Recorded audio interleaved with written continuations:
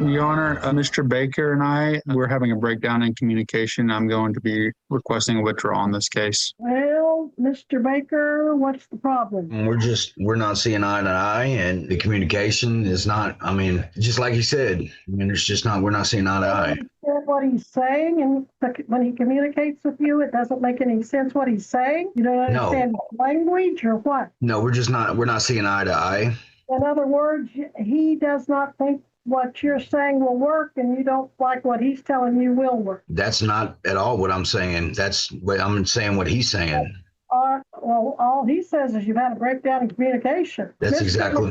Tell me what would be different if I appointed someone else? Would he have the same problem with that attorney? Knowing you can't read the future, but you know what the type of problem is. Is it going to be the same whoever's appointed? Judge, I'm not sure. I do believe we have some stuff in regards to the way case law is read, portrayed, and additionally some factual matters that happened within the case. I think between the two of us, I don't think we get along very well. Some defendants don't get along with any defense attorney and vice versa. Mr. Baker, you really think a different attorney is going to handle matters differently? You think that? I have no idea, Your Honor. I'm not, who knows? I don't know. I'm just exhausting all of my administrative routes. I already feel like I've been found guilty of something and I haven't even been in court yet. This is the first time I've even been in court, and I'm not even in person.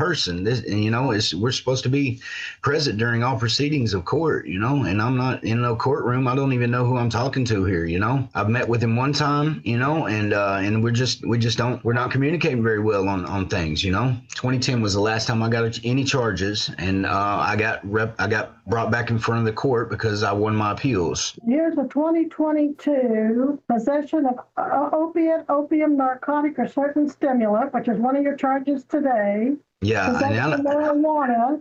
I just don't see how two people can be in possession of the same thing. I don't understand that. That's not. Here's what I think, Mr. Baker. I think that you're going to probably have the same issues with any attorney that you're having with Mr. McClendon. But how do you know that? And because Mr. McClendon doesn't generally have these problems with his attorneys. He's only had practice law for 3 years. How does he know that too? Oh, he's only practiced for 3 years. Well, how is he capable of representing somebody like me, an A-box felon, 3-time convicted A-box felon? I don't. There's 10 and a half hours on my body cam, and none of it's been went over. He's good. I don't deny that he's not a good lawyer. I just don't think that he's the right lawyer for me. We're not communicating correctly. I have motions that I want to file too. I have a court, and I've also missed 3 court dates since I've been in here. Nobody has contacted that court, and now I've got 3 more warrants because I've been in here and I wasn't able to make those court dates. You know what I'm saying? So, I don't know what's going on here, but I just feel like my hands are tied behind my back. I've got 3 more warrants now, which have jacked my bond up significantly. No bondsman want to even bond me out. You know what I mean? I don't understand the system here. It's not.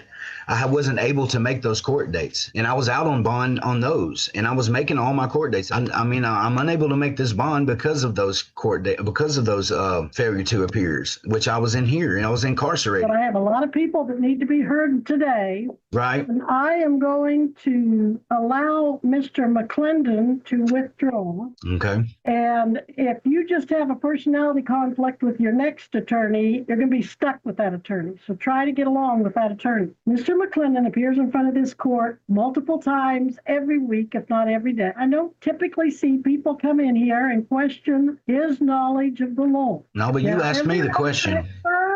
If you talk to him and listen to him like you're doing me, I can see where the problem is. But you asked me the question. I think he's making a statement, sir. Now just stop talking and listen for a minute. We don't appoint attorneys that we don't think are competent and qualified. Just because you don't think his education or his experience is as good as yours, I'm not going to just keep appointing attorneys. Stop. But I will give you one more shot at that, a bite at that apple. So Missy's going to have to find someone that may or may not meet your specification. That's fine. I'm going to set this over till our next PHC.